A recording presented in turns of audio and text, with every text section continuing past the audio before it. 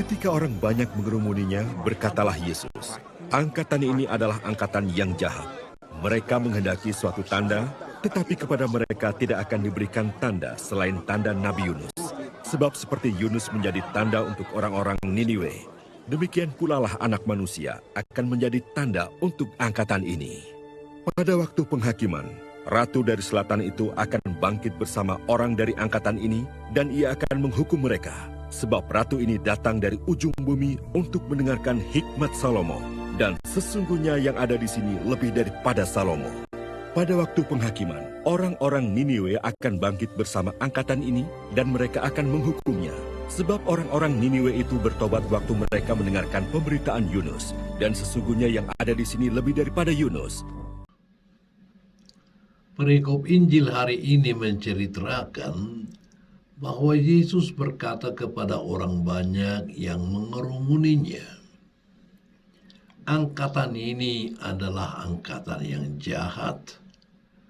Mereka menghendaki suatu tanda. Mengherankan bahwa orang Yahudi masih menuntut suatu tanda bahwa Yesus adalah Mesias. Padahal mereka telah melihat begitu banyak mukjizat yang telah dilakukan Yesus, seperti menyembuhkan orang sakit, mengusir setan, bahkan membangkitkan orang mati. Mereka juga telah mendengar ajaran Yesus yang penuh hikmat ilahi, yang isinya menuntun pada jalan keselamatan dan bukan pada jalan kebinasaan. Tetapi semua itu belum merupakan tanda bagi mereka. Kemudian Yesus meneruskan perkataannya, kepada angkatan ini tidak akan diberikan suatu tanda selain tanda Nabi Yunus. Orang-orang Yahudi tahu benar siapa itu Nabi Yunus. Dialah nabi yang tinggal dalam perut ikan selama 3 hari dan kemudian muncul kembali ke daratan.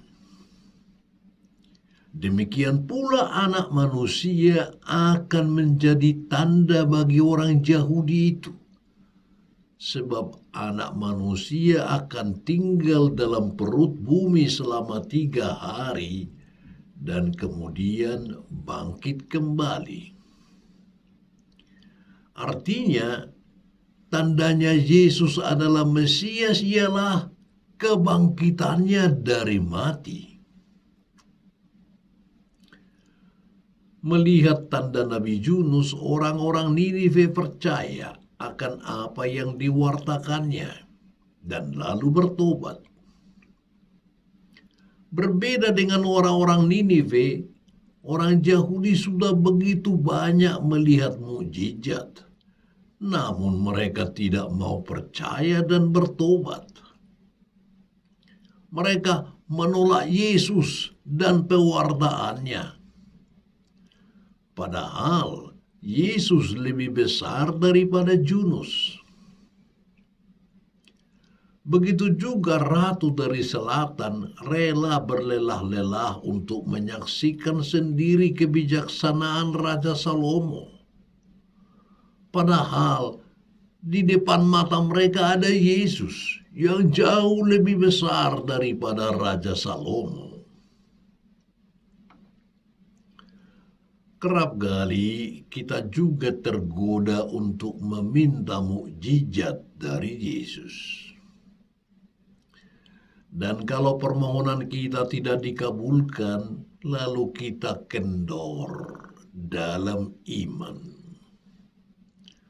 Sebaliknya, kalau ada orang lain yang dikabulkan permohonannya dan mengalami mukjizat kecil, orang itu lalu membangga-banggakan mukjizat itu di antara teman-temannya dan keluarganya. Untuk apa?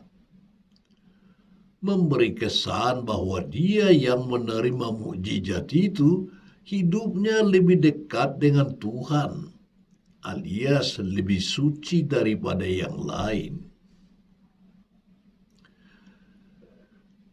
Tidak dipungkiri, terkadang kita, baik disadari ataupun tidak, sering juga meminta tanda dari Tuhan, bukan?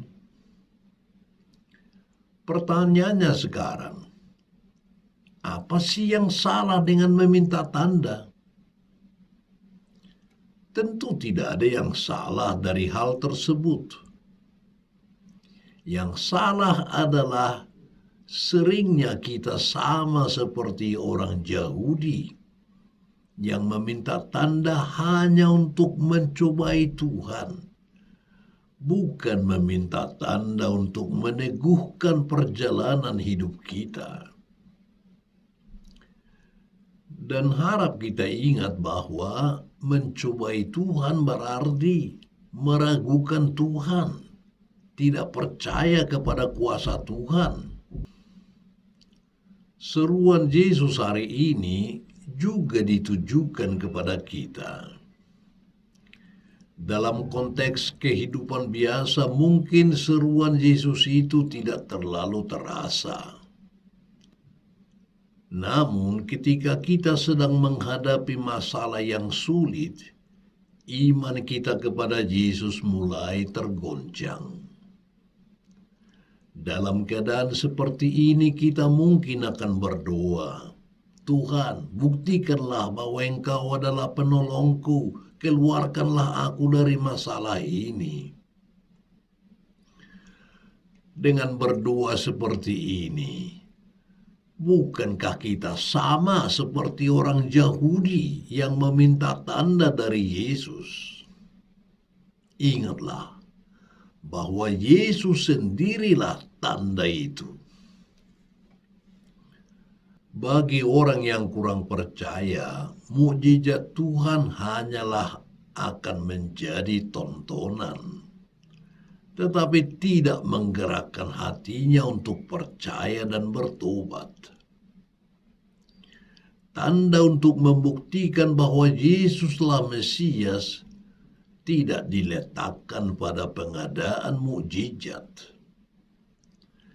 Tanda bahwa orang menerima Yesus bukanlah menerima mukjizatnya, tetapi menerima sabda Tuhan yang mampu mengubah hidupnya.